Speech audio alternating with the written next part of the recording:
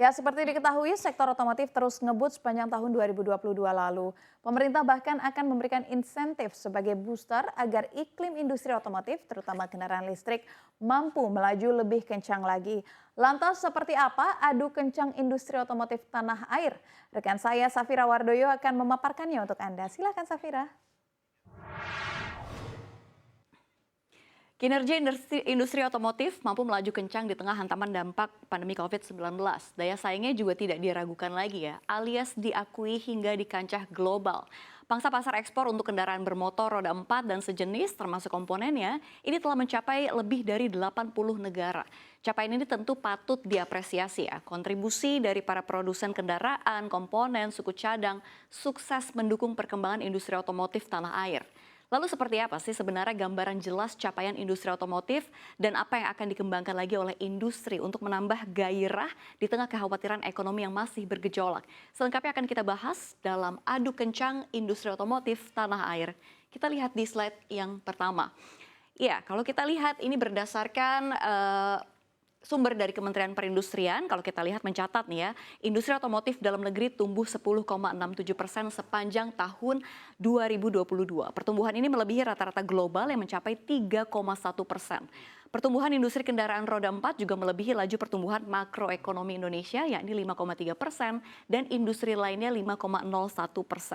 Pertumbuhan industri mobil nasional didorong oleh tingkat produksi. Pada tahun lalu, produksi ini mencapai 1,04 hingga 1,06 juta unit yang terdiri atas penjualan domestik sebesar 1 juta dan kalau kita lihat dari ekspor ini sebesar 478 ribu unit. Pencapaian ini juga menjadi yang tertinggi sejak merebaknya pandemi COVID-19, di mana penjualan mobil nasional di tahun 2020 dan 2021 ini selalu mencatatkan penjualan di bawah angka tersebut. Dan kalau kita lihat berdasarkan data dari Gaikindo, kita lihat ya, atau industri kendaraan bermotor Indonesia, ini penjualan wholesale atau dari pabrikan ke dealer ini sepanjang 2022 mencapai 1.048.040 unit. Atau kita lihat naik 18,1% dari 2021 yang hanya terjual 887.202 unit. Angka ini pun melampaui penjualan sepanjang Januari-Desember 2019, di mana angka penjualan mobil wholesale tercatat sebanyak 1.026.921 unit. Sementara untuk penjualan retail sales atau dari dealer ke konsumen di 2022, ini mencapai 1.013.582 unit atau naik 17,4%. Dan kalau kita lihat ya, capaian penjualan tersebut ini melebihi target dari Gaikindo sendiri yang dipatok sebesar 960.000 unit. Angka tersebut bahkan merupakan revisi dari sebelumnya yang hanya 900.000 unit saja.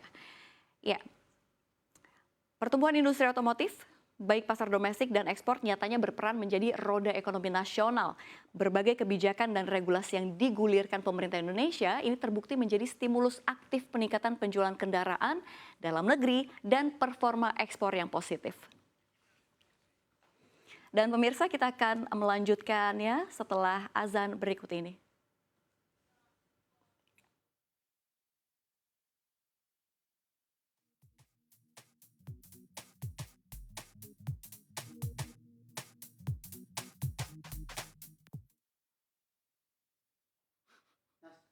Gue pengen ini ya.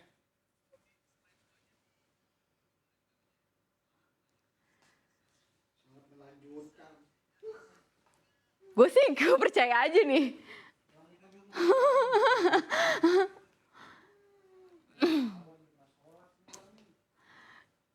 Ih, ini kepotong gimana coba?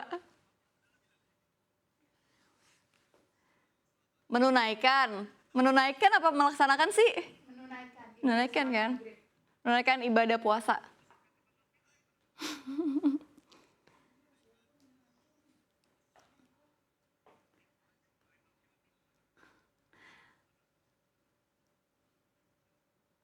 Selamat menunaikan ibadah sholat maghrib, jadi kagak ada yang lihat ya, langsung ditinggal. Tapi ada bridging itu.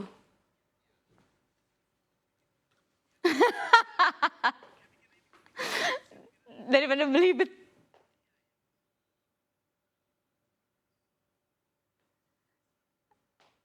Bodo amat, salat taraweh aja sekalian udah.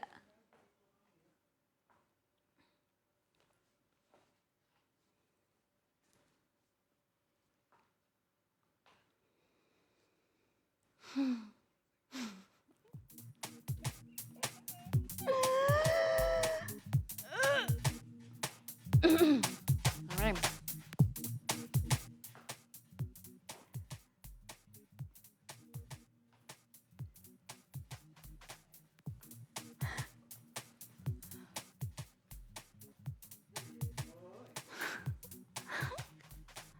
Tumben biasa ini.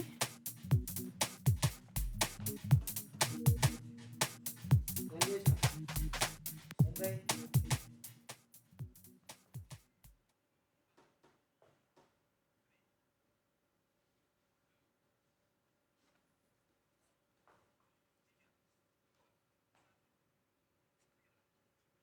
Ya, Anda kembali di Autobis dan selamat menjalankan sholat maghrib bagi Anda yang menjalankan. Dan kini kita lanjutkan kembali ke deretan mobil terlaris 2022. Kita lihat di slide berikutnya ya.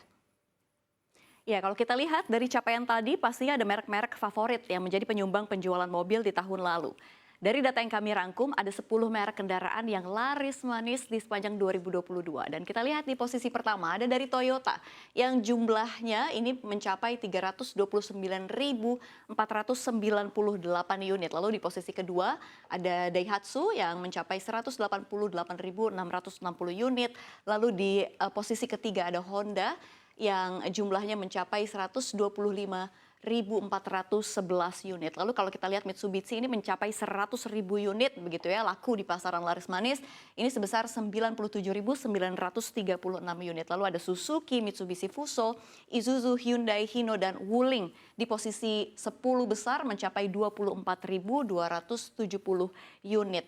Ya pemirsa, kalau kita lihat ya, ngomongin industri otomotif di Indonesia yang masih tercatat masih sangat ekspansif, tentu potensi untuk tumbuh dengan pesat di masa mendatang juga sangat besar. Sampai-sampai orang nomor 1 RI mau nih, industri otomotif RI beralih ke kendaraan listrik.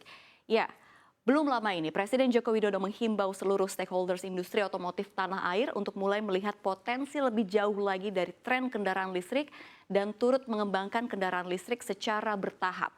Gak tanggung-tanggung, pemerintah juga bakal siapin insentif untuk pasar mobil listrik ini. Apa saja kita lihat slide berikutnya. Ya, kalau kita lihat ya, pemerintah ini menargetkan pangsa pasar untuk mobil listrik sebesar 10% saja. Untuk mencapai itu, pemerintah sudah siapkan insentif di mana pemerintah akan memberikan pemotongan pajak penambahan nilai atau PPN mobil listrik sebesar 1%. Sementara untuk motor listrik subsidinya ini sebesar 7 juta rupiah per unit. Penetapan ini juga merupakan hasil dari rapat bersama Menteri Koordinator Bidang Kemaritiman dan Investasi Luhut Binsar Panjaitan dengan Menteri Energi dan Sumber Daya Mineral atau ISDM Arifin Tasrif hingga Menteri Perhubungan Budi Karya Sumadi. Jadi ini sudah bulat ya pemirsa, pemerintah ini mengganti skema subsidi untuk pembelian mobil listrik berupa penyesuaian pajak. Bukan yang digembar-gemborkan sebelumnya berupa uang sebesar 80 juta rupiah per unit. Dan kalau kita lihat penyesuaian pajak tersebut tentunya bertujuan untuk menekan harga mobil listrik dan akan berlaku untuk produk buatan dalam negeri. Ya, dan kalau kita lihat ya, slide berikutnya ada tantangan industri otomotif 2022. Memang menunjukkan performa maksimal di tahun 2022, industri otomotif nyatanya masih dihantui banyak tantangan di tahun ini tentunya ya. Beberapa tantangan diantaranya terkait ketersediaan bahan baku, kekurangan semikonduktor, kendala logistik dan transportasi, dan biaya yang tinggi. Dan untuk mengatasi tantangan tersebut, ini Kemenperin mendorong perusahaan atau pelaku industri begitu ya, untuk membuka pasar-pasar baru. Dan kalau kita lihat, menguatkan inovasi, meningkatkan anggaran RDN atau Research and Development begitu ya. Dan poin-poin inilah yang akan menjadi basis Kemenperin untuk memperjuangkan insentif untuk industri otomotif. Di sisi lain, menurut pengamat otomotif Bebin Juwana, industri otomotif 2023 ini masih prospektif. Tapi waspada akan terjadinya krisis ekonomi yang dapat menghambat kinerja pertumbuhan industri otomotif di tahun ini. Ya, pemirsa, Walaupun dunia masih dibayangi krisis ekonomi begitu ya, sebenarnya industri otomotif Indonesia di tahun 2023 ini masih punya peluang besar untuk dapat bertumbuh dan melampaui kinerja selama tahun 2022. Sehingga diharapkan industri otomotif tanah air tetap bisa mempertahankan tren pertumbuhan yang sudah dicapai bahkan lebih bergairah lagi dari tahun-tahun sebelumnya. So, pelaku industri boleh berhati-hati asalkan tetap optimis di sepanjang tahun ini.